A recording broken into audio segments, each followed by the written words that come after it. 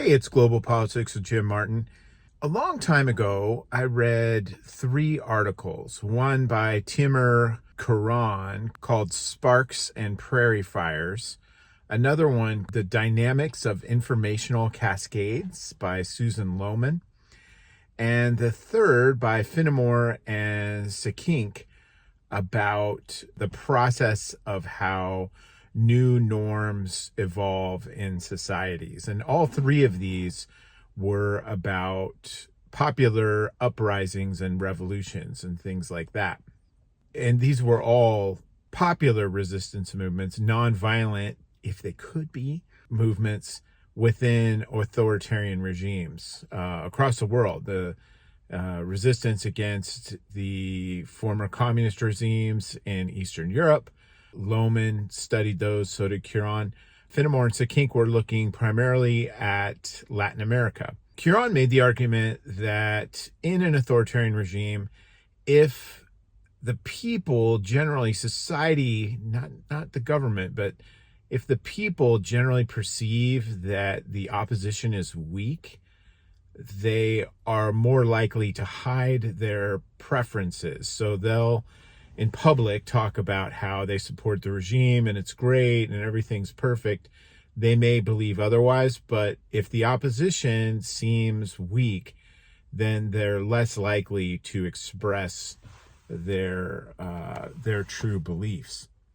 In Lohmann, she talks about a similar dynamic using data from the East German protests that led up to the fall of the Berlin Wall.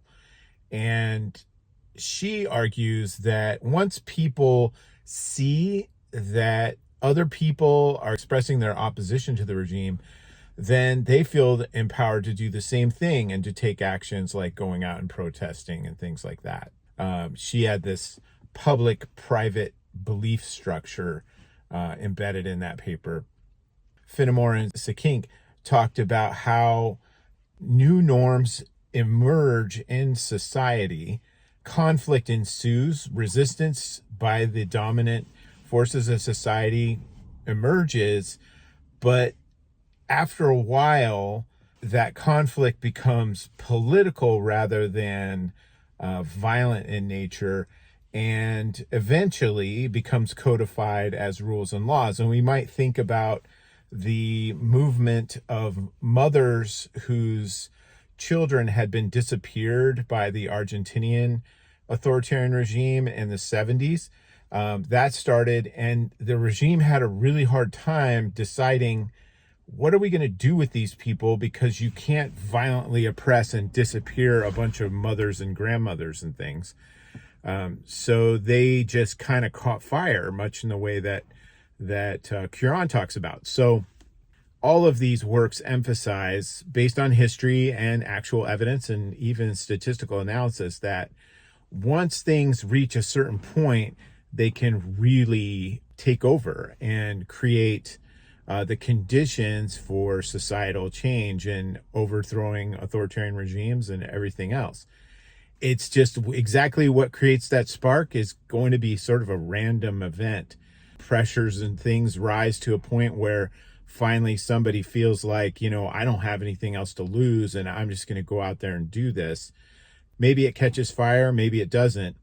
One thing that Finnemore and Sikkink definitely say is that in the very beginning, when it's an informal, organic, of the people sort of movement, outside assistance is detrimental to their cause. And there's several examples of that that we can see just by looking at some different cases. So I want to talk about a few. So successful cases of popular uprisings and even revolutions would be, of course, East Germany in 1989. Prior to that, East Germany was a police state, one of the most restricted police states in the world. So much monitoring of citizens in East Germany. And if you went to East Germany, they're going to talk about how great it is 24/7 and how terrible the West and democracy and capitalism is all day long. And they're going to seem really, really convinced about that. However, Once things started to go, these protests started in an East German city of Leipzig. And, at first it was a few hundred people. And in no time at all, it was several 100,000 people. Those people were not talking about the glorious socialist future for sure. Another example would be that Mothers of the Disappeared in Argentina. So they started going out to this plaza in Buenos Aires in 1982, I think. And it wasn't that many of them. And then more and more came and more and more came. And again, the regime didn't really know what to do with them. And by the time they sort of figured what they might do, there's hundreds of thousands of people there. And very quickly thereafter, that authoritarian military regime in Argentina fell apart. The Maidan uprising in Ukraine in 2013 and 14 is another example of that. Ukrainian government at the time was extremely corrupt. There had been a very suspicious presidential election in which a pro-Russian person was elected. He didn't reveal his true beliefs while he was running. Ukraine was on a path to EU membership and things like this. And then he got elected and he was like, yeah, just faking you. No, not doing that. So there was a massive uprising. And again, these things start small and then they get bigger and bigger and bigger. Not all of them go like that. And again, the specific conditions of each of those in context matters. Really, in a lot of ways, you can see when something is catching fire, but you can't know what exactly is going to create those conditions. So here's some examples of ones that did not catch fire or ended up being crushed. One of the first ones that I thought of was there was a workers' uprising in a Czech city in 1953. The state employers shorted the pay of all the industrial workers in the country by like 2 weeks. They basically stole 2 weeks of their pay, and everybody figured it out. And a bunch of people went out and started protesting in this town. And there were strikes and such also in other parts of Czechoslovakia at that time. The regime, the communist regime allied with the Soviet Union, came out with like 8,000 cops and just crushed it. A bunch of people got hurt. A couple people got the death penalty. That one did not catch fire. It looked like it might, but it didn't. Another one that comes to mind is Tiananmen Square in China in 1989. Folks my age will certainly remember that, in that there were massive, really, truly massive protests. 1 million plus people in Beijing were protesting against the communist regime and pro-democracy folks, and it really caught fire really quickly. Probably 1 million people at these protests, and they built barricades and did all kinds of things, and they tried to negotiate with the government for a little bit, and the government was a little bit slow to make a decision on what they were going to do. Then they crushed it. Tanks. No one really knows how many people died those few days when the government rolled in, and tens and tens of thousands of people were arrested afterward, sent to prison camps. It's difficult to find out what happened to this day. Nobody really knows, just the state does. And it's pretty much illegal to even mention it in China to this day. Iran has had several large popular uprisings over the years. The first one, I remember this one was in 2009, and it was about a disputed presidential election outcome. A very popular guy, I can't remember his name, had run and it seemed like he was going to win, but I think he was banned from seeking the office kind of at the last minute.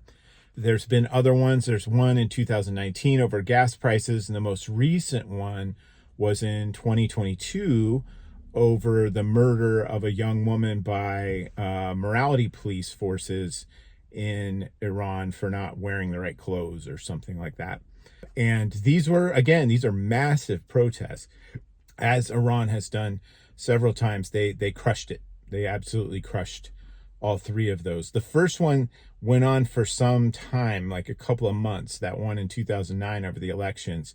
The other two were rapidly crushed. And again, the people responsible for organizing them, many people who were there in the front lines of those protests, were taken away and put in prison, tortured, and everything else.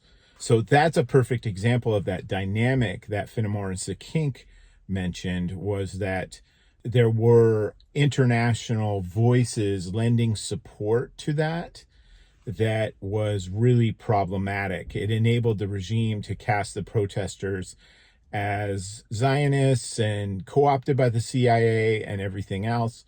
And that led to perhaps a lot more violence than would have happened otherwise. Hard to say. Iran is a different context, but all of those other ones arose so quickly that international voices might have said some things, but actively supporting some of these things, like the mothers of the disappeared, there was some support, but it happened rapidly, and then it ended up overthrowing the regime, and that codified into law part. The democratic Argentine regime that emerged after that ended up recognizing them and looking into the cases, and there were trials and all of the things. That's that legal process of recognizing that, hey, this actually happened, and now we're in a different place and we want to face the facts on these crimes. There are protests going on today in many parts of the world. Georgia comes to mind. I did a video a couple months ago about Georgia. Those protests are continuing on a daily basis in Georgia, and they are continuing to be violently oppressed by the state. And nobody is really paying attention to that, but they're still going at it. Turkey, recently, a very popular mayor who was planning to run for president and who had challenged President Erdogan in the last election, was arrested for corruption. And everybody thought that was a bunch of BS. So they've been out protesting that, and that's been going on for about 10 days now. Turkey is a big country. It has big cities. Lots of people turn up for these things. And finally, in the United States, we're seeing popular protests against the Trump administration that are really starting to gain some momentum. Not as big as some of these other protests as of yet, and hard to say what the outcome might be, but it's happening. I hope you find that interesting, and I look forward to seeing you on the next one. If you have any comments, I certainly would be excited to hear from you. Oh, one other one that I forgot to mention was protests against the Vietnam War. Those were truly massive. Those were huge events and lasted for years. Did they meaningfully affect the course of the war? It's hard to say. However, they certainly drove a great deal of attention to the war and led a lot more people to be far more aware of what was going on, and for groups of people who normally wouldn't criticize such things to be activated in their resistance to the Vietnam War. I hope you're having a great day, and I look forward to talking again soon. Thanks.